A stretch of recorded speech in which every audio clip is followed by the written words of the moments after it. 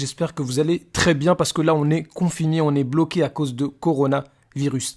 École fermée, resto fermé, café, bar, mosquée, église, synagogue, tout est fermé. C'est donc l'occasion de méditer. C'est l'occasion d'ouvrir le Coran face à coronavirus. Kalla innal insana la yatgha an ra'ahu istaghna inna ila rabbika ruj'a. Prenez garde, vraiment l'homme devient rebelle dès qu'il estime qu'il peut se suffire à lui-même à cause de sa richesse, mais c'est vers ton Seigneur qu'est le retour. On va tous revenir vers Allah Azza wa Jal qui est notre maître et notre juge. Et là, c'est un exemple parmi les exemples de ce qui nous arrive que finalement l'être humain, il peut rien faire et il est sous le jugement d'Allah Azza wa Jal. Bah oui, c'est pas parce que t'as un peu de technologie, un peu de pouvoir que ça y est, tu peux te passer de ton créateur. Absolument pas. Regarde, avec un truc minuscule, eh bien Allah Azza wa Jal, il met KO tout le monde. En fait, ça fait penser au peuple de Had qui se sont dit, on est les plus forts. قالوا من أشد منا قوة. Ils se sont dit, mais qui est plus fort que nous? Mais n'ont-ils pas vu que Allah, celui qui les a créés, est plus fort qu'eux?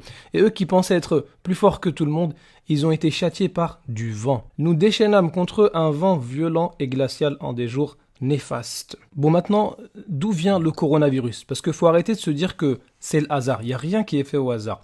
أولا يرون أنهم يفتنون في كل عام مرة أو مرتين ثم لا يتوبون ولا هم يذكرون. Ne voit-il pas que chaque année on les éprouve une ou deux fois, malgré cela ils ne se repentent ni ne se souviennent.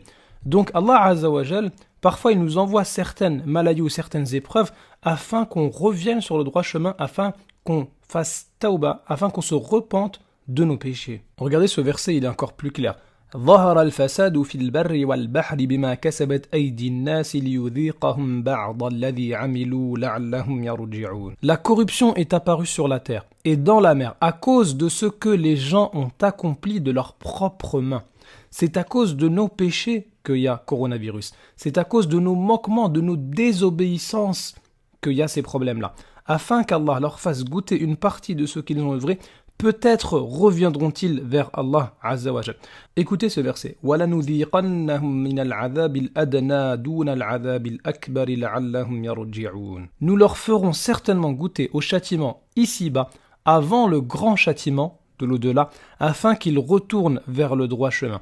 Donc toutes ces maladies, ces épreuves-là, dont coronavirus, eh bien, c'est fait pour qu'on revienne sur le droit chemin et qu'on se souvienne que ce n'est pas le plus grand châtiment. Écoutez maintenant ce verset, il est trop fort. وَمَا أَصَابَكُم مِّن مُّصِيبَةٍ فَبِمَا كَسَبَتْ أَيْدِيكُمْ وَيَعْفُو عَن كَثِيرٍ. Tout malheur qui vous atteint est dû à ce que vos mains ont acquis. Il ne faut pas voir les maladies ou les épreuves comme quelque chose de passager qui n'a rien à voir avec ce qu'on fait tous les jours.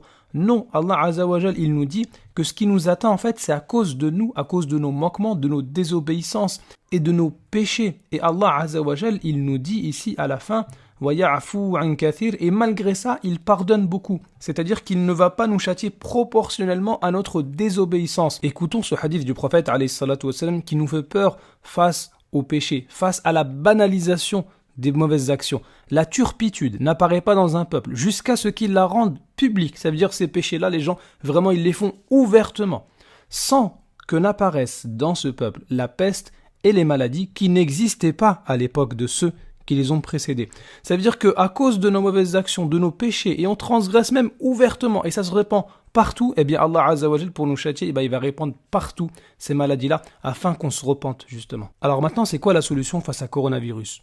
Se laver les mains, limiter les contacts, bien sûr que c'est important. Et d'ailleurs, le prophète, alayhi salatu wassalam, il nous dit, quand vous entendez que la peste sévit dans un pays, n'y entrez pas, évidemment.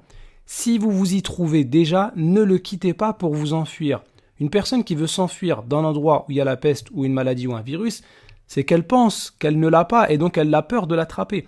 Mais ici, le prophète, alayhi salatu wassalam, il prophétise, il nous montre que c'est possible que toi tu penses que tu n'as pas cette maladie-là, alors qu'en fait tu l'as, ou bien que cette maladie-là ou ce virus n'a pas d'impact sur toi, mais que toi tu peux le transmettre à quelqu'un d'autre.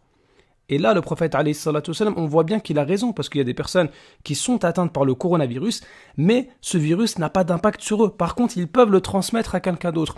D'où l'importance de limiter les contacts, comme nous le dit le prophète, alayhi salatu wassalam, ici. Ça, c'est très important.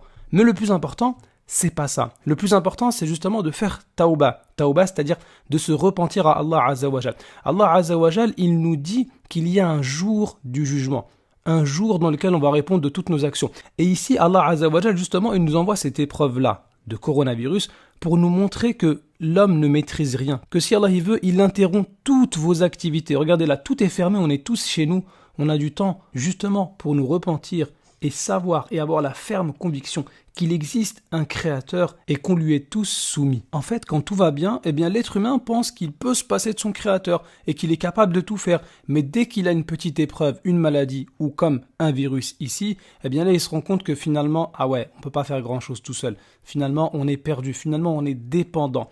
Eh bien, le jour de la résurrection, ce sera encore plus évident à tout le monde que c'est Allah, l'unique maître, le Seigneur de l'univers. Limanil mulkul yaoum, lillahi al-wahidin qahhar. À qui appartient la royauté aujourd'hui? À Allah, l'unique, le dominateur.